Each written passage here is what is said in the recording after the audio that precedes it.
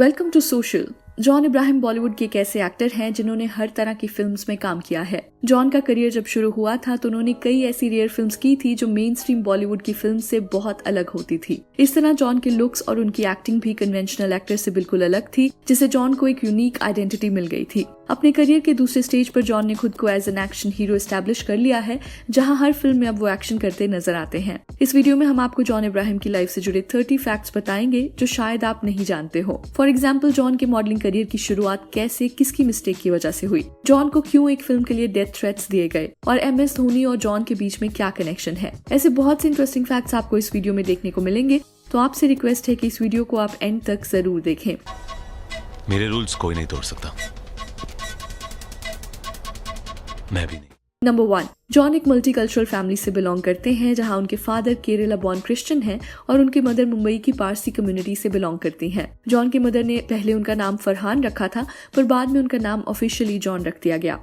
Number 2, John अपने school days से ही sports में बहुत एक्टिव थे, जहां उन्हें फुटबॉल खेलने का बहुत शौक हुआ करता था। कॉलेज में आते ही वो अपनी कॉलेज फुटबॉल टीम के कैप्टन बन गए थे और ग्रेजुएशन के बाद उन्हें इंडिया को फुटबॉल में रिप्रेजेंट करने का मौका भी मिला था। जॉन के पास उस वक्त 2 ऑप्शंस थे, या तो वो इंडियन फुटबॉल टीम को ज्वाइन कर लेते या वो स्कॉलरशिप पर MBA परस्यू करते।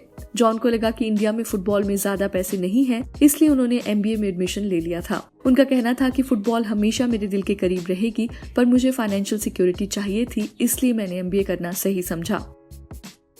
नंबर 3, MBA में टॉप करने के बाद जॉन को एक एड एजेंसी में एक मीडिया प्लानर के तौर पर हायर कर लिया गया था, जहां उनका काम इवेंट प्लानिंग और मैनेजमेंट का होता था। जॉन ने भी कभी नहीं सोचा था कि वो मॉडलिंग करेंगे, पर इस जॉब के थ्रू उनका इंट्रोडक्शन मॉडलिंग वर्ल्ड से हुआ। एक दिन उनके ऑफिस में एक एड शूट हो रहा था, जहां मॉडल्स को जीन्स में फोटोशूट करवाना था। हुआ यूं कि उनके मॉडल ने लास्ट मिनट पर शूट के लिए कैंसिल कर दिया और फिर फोटोग्राफर ने जॉन को स्पॉट किया, जहां उन्हें लगा कि जॉन इस फोटोशूट के लिए सूटेबल रहेंगे। जॉन को मॉडलिंग के बारे में कुछ नहीं पता था और अपने कॉलीग्स के कहने पर उन्होंने इस शूट को करने के लिए हाँ कर दी। इस शूट के फोटोज इतने अच्छे आए थे कि बाद में उसी फोटोग्राफर ने जॉन को एड शूट्स के लिए भी बुलाना शुरू कर दिया। नंबर 4, ऐसे ही जॉन को एड शूट्स के अलावा अब रैंप मॉडलिंग के लिए भी अप्रोच किया जाने लगा था, जहां हर कोई उनके लुक्स को देखकर काफी इंप्रेस होता था। जॉन अपनी जॉब से ज्यादा मॉडलिंग प्रोजेक्ट से पैसे अर्न करने लगे थे, तो उन्होंने डिसाइड किया कि अब वो मॉडलिंग को ही अपना फुल टाइम प्रोफेशन बना लेंगे। इसके बाद जॉन ने 1999 के ग्लैड रैग्स मैनहंट कॉम्पिटिशन में पार्ट लिया था, जहां सिर्फ टॉप मॉडल्स ही सिलेक्ट हो पाते हैं। इस कॉन्टेस्ट में जॉन विनर रहे थे और उसके बाद से जॉन को भी टॉप मॉडल्स में गिना जाने लगा। नंबर 5, जॉन को इसके बाद कई म्यूजिक वीडियोस में देखा गया, जहां वो जैज़ी बी के सॉन्ग सुरमा में नजर आते हैं। इस सॉन्ग के बाद उन्हें पंकज उदास के सॉन्ग चुपके चुपके में देखा गया। नंबर 6, जॉन के करियर की पहली फिल्म रही थी जिस्म, जहां वो एक अल्कोहलिक के रोल में नजर आते हैं। इस रोल को पाने के पीछे भी एक बहुत ही इंटरेस्टिंग स्टोरी है। महेश भट्ट उस वक्त फिल्म के लिए एक नया एक्टर ढूंढ रहे थे और वहीं उन्होंने जॉन की फोटो एक मैगजीन में देखी। जॉन के फेस को देख के महेश भट्ट को संजय दत्त के यंगर डेज याद आ गए। जॉन ने रिवील किया कि महेश भट्ट ने मुझे कहा था कि तुम्हारे फेस पर एक वल्नरेबिलिटी है जो उन्हें यंग संजय दत्त की याद दिलाती है। बस इसी वजह से उन्होंने मुझे जिस्म में कास्ट किया था। साहब ने मुझे देखा, उन्होंने कहा कि मुझे एक ऐसा यंग लड़का चाहिए जिसकी बॉडी एक मर्द की तरह हो, लेकिन फेस पे वल्नरेबिलिटी हो। नंबर 7, जिस्म बॉक्स ऑफिस पर सक्सेसफुल रही और जॉन की परफॉर्मेंस से सब लोग हैरान रह गए थे। उन्होंने जिस तरह से फिल्म में एक अल्कोहलिक का रोल प्ले किया था, उस वक्त एक्टर्स ऐसे रोल से डेब्यू नहीं करते थे। फिल्म के गाने आवारापन बंजारापन में जिस तरह से उन्होंने अपने इमोशंस दिखाए थे, वो शायद ही कोई न्यू कमर उस वक्त कर पाता। ये गाना हमारे पर्सनल फेवरेट्स में से भी एक है and we will like to tell you that John को अपनी सभी फिल्म्स में से यही सॉन्ग सबसे ज्यादा पसंद है। अगर आप मुझे पूछे कि मेरा फेवरेट गाना कौन सा है अपने करियर का, मैं शायद मेरी पहली फिल्म के पास जाऊंगा जिसमें बोलूँगा कि आवारापन बंजारापन। अगर आपको ये सॉन्ग याद है तो हमें कमेंट्स में जरूर बताएं। नंबर 8, जॉन की पहली फिल्म जिस्म रही है, पर एक्चुअल में उन्होंने पहले एतबार साइन की थी, जिसकी प्रोडक्शन में डिलेज की वजह से फिल्म को लेट रिलीज किया गया। दुनिया की कोई भी दीवार मुझे तुम तक पहुंचने से नहीं रोक सकती। नंबर 9, जिस्म के बाद जॉन की 4 films back to back flop रही थी। उन फिल्म्स के नाम थे साया, पाप, एतबार और लकीर। इन सभी फिल्म्स के फ्लॉप होने के बाद जॉन को अपनी फिल्म सिलेक्शन को लेकर डाउट होने लगा था। इसके बाद उन्हें फिल्म धूम के लिए अप्रोच किया गया, जहां वो विलन के कैरेक्टर में नजर आते हैं। धूम बॉक्स ऑफिस पर सक्सेसफुल रही और जॉन की पॉपुलैरिटी अब पहले से भी ज्यादा हो गई थी। फैंस में जॉन का इतना क्रेज हुआ करता था कि उनकी हेयर स्टाइल को देख के उस वक्त लोगों ने भी वैसा ही स्टाइल रखना शुरू कर दिया था। अगर आप भी उनकी फिल्म्स देखकर बड़े हुए हैं तो आपको बहुत अच्छे से पता होगा कि जॉन को देखकर यंगस्टर्स कैसे इंस्पायर हुआ करते थे। अगर आपकी उस टाइम से जुड़ी कोई मेमोरीज है तो कमेंट्स में जरूर शेयर करें। We would love to read about them. मेरे रूल्स कोई नहीं तोड़ सकता, मैं भी नहीं। नंबर 10, धूम में पहले जॉन के रोल के लिए संजय दत्त को कास्ट किया जाने वाला था, पर फिल्म के प्रोड्यूसर आदित्य चोपड़ा को लगा कि इस फिल्म को यंग एक्टर्स के साथ बनाना चाहिए। इसके बाद जॉन इब्राहिम को कबीर के रोल के लिए अप्रोच किया गया था, जहां उन्हें बताया गया कि पूरी फिल्म उनके कैरेक्टर के अराउंड ही बेस्ड है। हमारे ओपिनियन में जॉन की परफॉर्मेंस की वजह से ही धूम एक आइकॉनिक फिल्म बनी थी, जहां उसके बाद फिल्म के बाकी पार्ट्स और भी ज्यादा सक्सेसफुल रहे। कबीर का कैरेक्टर इतना स्टैंड आउट करता है कि फैंस आज भी डिमांड करते हैं कि जॉन को धूम के फ्यूचर पार्ट्स में वापस लाना चाहिए। आपका इसके रिगार्डिंग क्या ओपिनियन है? Do you want to see John back in Doom franchisee again? Number 11, John Ibrahim के हेयर स्टाइल से इंस्पिरेशन लेकर महेंद्र सिंह धोनी ने भी अपने बाल वैसे ही स्टाइल करना शुरू किया था। जॉन इब्राहिम की हेयर स्टाइलिस्ट उस वक्त सपना भवानी हुआ करती थी, इसलिए धोनी ने भी सपना को एज अ स्टाइलिस्ट हायर कर लिया। That's how Dhoni came to me, because he was such a big John fan, and he wanted to know who cuts John's hair. I only want to go to that person.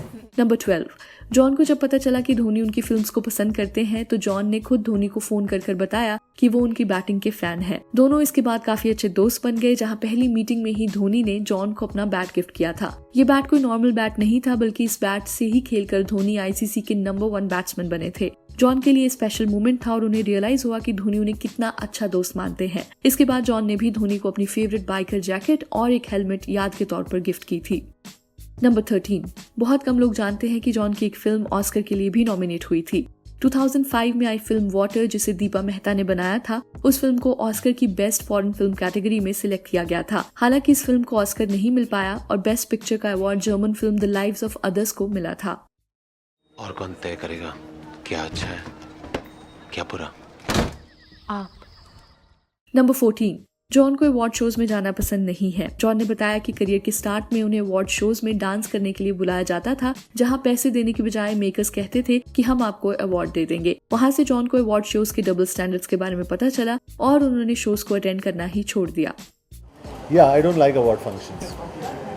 मैं नहीं जा सकता हूँ, मुझे पसंद नहीं है, मुझे नाचने की आदत नहीं है अवार्ड्स पे और शादियों पे, नहीं करूँगा मैं। नंबर 15, जॉन की लाइफ में बहुत कम कंट्रोवर्सीज रही हैं, पर उनके और सलमान के बीच एक वक्त कोल्ड वॉर हुआ करता था। हुआ यूं कि फिल्म साया में पहले जॉन और कैटरीना को एक साथ कास्ट किया गया था, पर शूटिंग की शुरुआत में ही कैटरीना को रिप्लेस कर दिया गया। सलमान को हमेशा लगता था कि जॉन ने ही कैटरीना को रिप्लेस करवाया है, पर रियलिटी में ऐसा बिल्कुल नहीं था। जॉन ने एक इंटरव्यू में बताया कि साया वॉज माई सेकंड फिल्म और मेरे पास इतनी पावर नहीं थी कि मैं किसी को इस फिल्म से निकलवा दूं। दोनों के बीच में एक कोल्ड वॉर काफी टाइम तक चला था और माना जाता है कि अब दोनों ने अपने डिफरेंसेस सॉर्ट आउट कर लिए हैं। नंबर 16, जॉन को आज एक कंप्लीट एक्शन हीरो के अवतार में देखा जाता है और ये ट्रांजिशन उन्हें फिल्म फोर्स से मिला था। इस फिल्म के लिए जॉन ने अपनी फिजिक पर कई महीनों तक वर्क किया था और फिल्म का एक्शन ऑडियंस को बहुत पसंद आया था। बॉलीवुड के लिए फोर्स ही वो फिल्म रही थी जिसने एक्शन जॉनरा को रिवाइव किया था। नंबर 17, फोर्स का ये सीन तो आप सबको याद होगा, जहां जॉन का कैरेक्टर अपने हाथों से एक बाइक उठाता है। ये सीन उन दिनों इतना न्यूज में रहता था कि इस सीन को आज जॉन के मोस्ट आइकॉनिक सीन्स में गिना जाता है। फिल्म के प्रमोशन के दौरान भी जॉन ने ऑडियंस के सामने एक मोटरसाइकिल को उठाया था।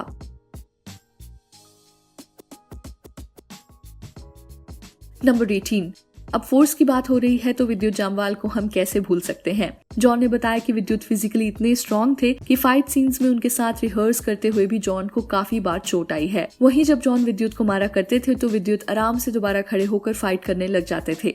विद्युत की प्रेपरेशन को देख के जॉन ने भी डिसाइड किया कि फिल्म में वो छोटे से छोटा स्टंट खुद ही करेंगे। जॉन ने कहा कि पूरे करियर में उनके सबसे टफ को स्टार विद्युत ही रहे हैं। अगर आप विद्युत जमवाल की लाइफ के बारे में और जानना चाहते हैं तो हमने ऑलरेडी उन पर एक फैक्ट वीडियो बनाई है। उस वीडियो का लिंक आपको डिस्क्रिप्शन में मिल जाएगा। ऊपर आने की जरूरत नहीं है, नीचे ही भेज रहा हूं माया को।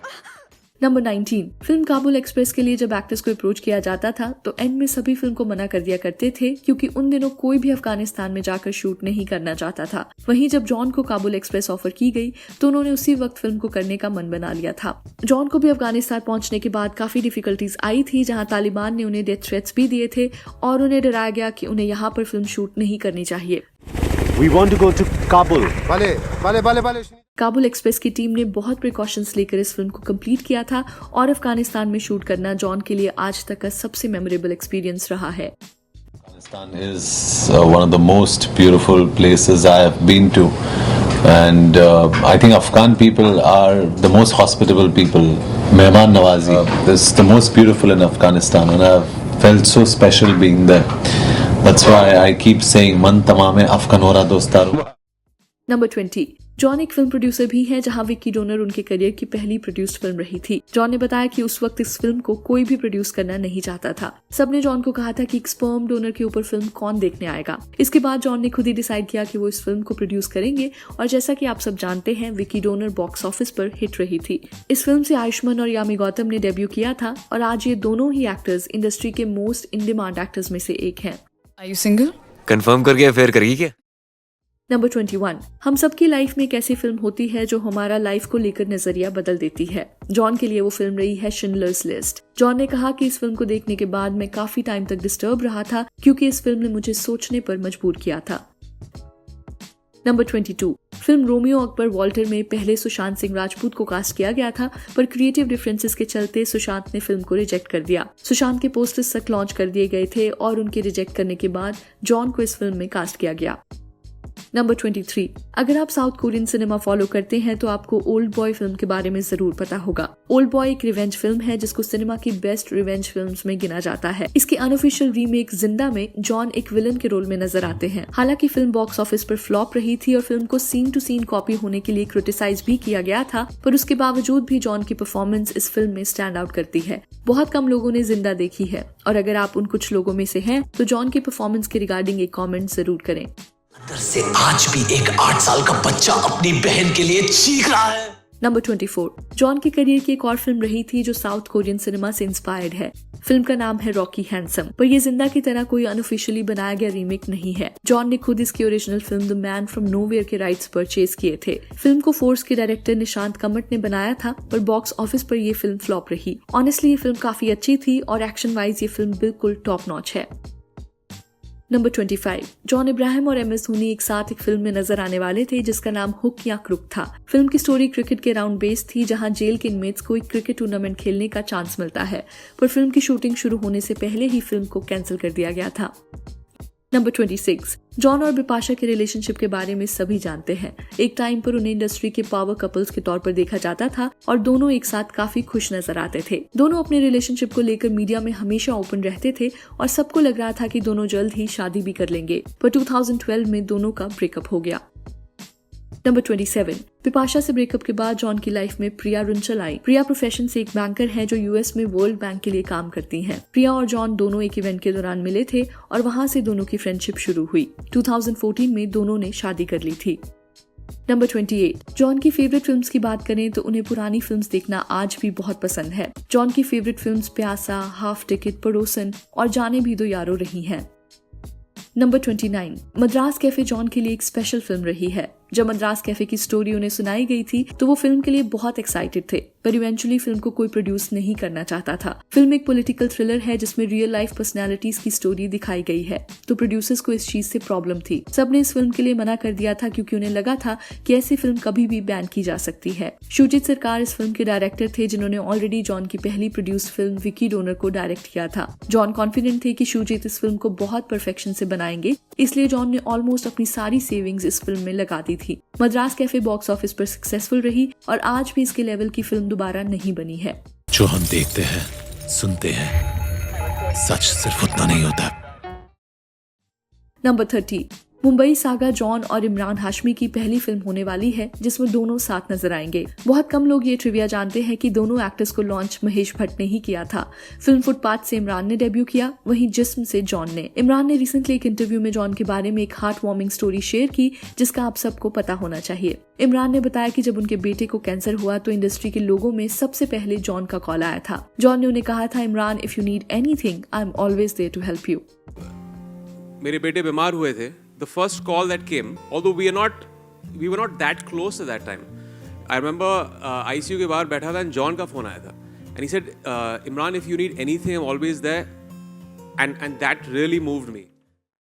अगर आपको इमरान हाशमी पसंद है then you should also check out our fact videos on him. Video का लिंक आपको डिस्क्रिप्शन में मिल जाएगा। वीडियो खत्म करने से पहले आप हमें बताएं कि आपकी जॉन की फेवरेट फिल्म कौन सी रही है। इसके अलावा अगर आप किसी और एक्टर की फैक्ट वीडियोस देखना चाहते हैं तो उसके लिए भी आप कमेंट जरूर कर सकते हैं। जिस एक्टर को लेकर सबसे ज्यादा कमेंट्स होंगे, we will try to make the video on that actor, so let us know through your comments.